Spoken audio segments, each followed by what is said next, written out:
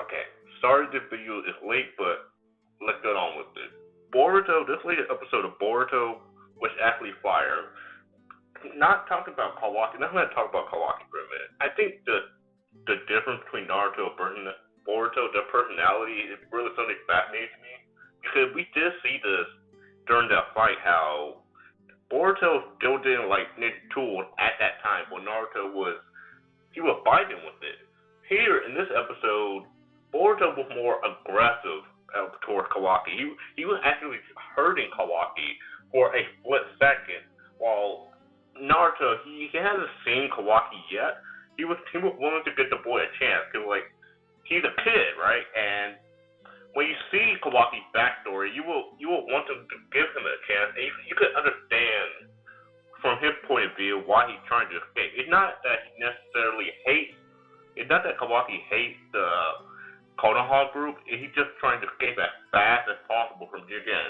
Because if Jigen managed to catch him, it's over. For whatever experiments they try to do, it's over. And so he cannot be allowed to be taken away. So he has to escape because he has to escape where there aren't eyes, and obviously Konoha is not giving him that chance. But regardless, let's get on with the episode. This episode, it was interesting how Kawaki is actually very intelligent. Despite him being having a power of a beast with that karma, which is ironic considering he actually fight a beast, which is Nui, which is crazy how Nui his progression, or I don't know if it's a male or female, but that thing a progression and how it developed with Samir, how much he wanted to protect Samir, because when the doctor said that Nui might go out of control, I thought he might go like Nine Tails or something. He might actually like try to go rampage on to this lab, but no, he just wanted to protect Samir, and that's it. And I thought that was really cool. That thing, he like calmed down, and he's still trying to stay by Samir's side, still trying to protect Samir, and that's what I like to see. And seeing how Kawaki he collects info really fast, and how he was trying to gain all this information, how to be able to escape that building, and the fact that he managed to use the flashbang to his advantage and actually get into the vent and managed to breeze past all of them, and it's still out on the loose. That is something I find crazy, because Kawaki, like he's a survivor. He's willing to do everything it takes. As long as he is away from prying eyes, he was willing to do everything it takes to get away from Jigen. Obviously, is it going to happen? No, I don't think so, because I doubt Boruto would let him escape for long. Plus, Kawaki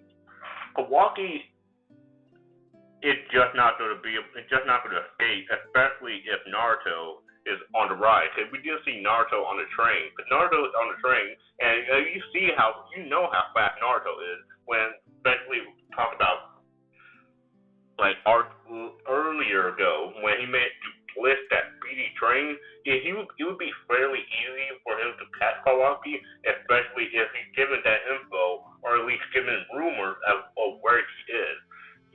Because they do need Kawaki, because they cannot beat Kara without Kawaki, because they need all the information they can get on Kara. Now, I just don't know how much information that Kawaki has on them, because it's been a while since I've seen that chapter, but at the bare minimum, they need something. Because at this current point in time, I believe they only fought the Elders, and Kachikoji. But they don't know anything about him except that he only knows the Rasengan, in which Shikamaru was suspecting that he was using a intimidating tool, but no, that was a bona fide Rasengan, and it was way stronger than Konohamaru. It was definitely stronger than Konohamaru, and seeing how Konohamaru, he kind of put on the sidelines this episode.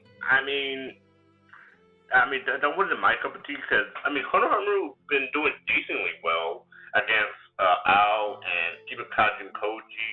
or even Kawaki. He was trying to defend Team 7 from all three of them, and he did decently well, despite them being way out of his league. He did the best he can trying to defend those enemies. Defend his team. And I will give him props for that. But I guess that's the most I can give him props, unfortunately.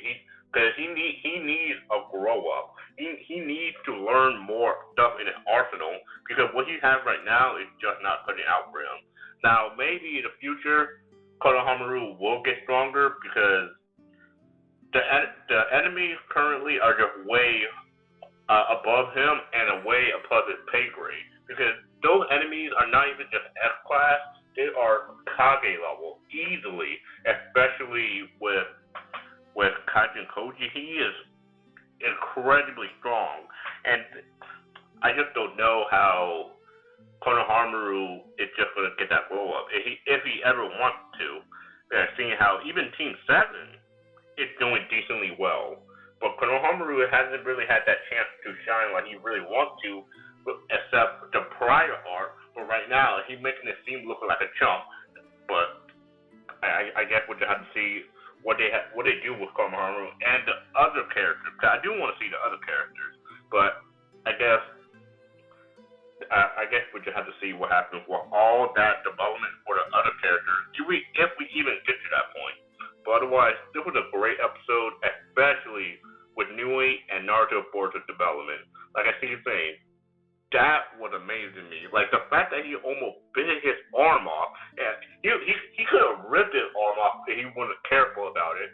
And that is crazy to me how much of a threat Nui is, and it makes me wonder if Nui actually going to be a valuable asset in the future in the manga. Cause I don't believe we ever seen him in the manga. I would hope so, but I just don't know if we don't get a chance to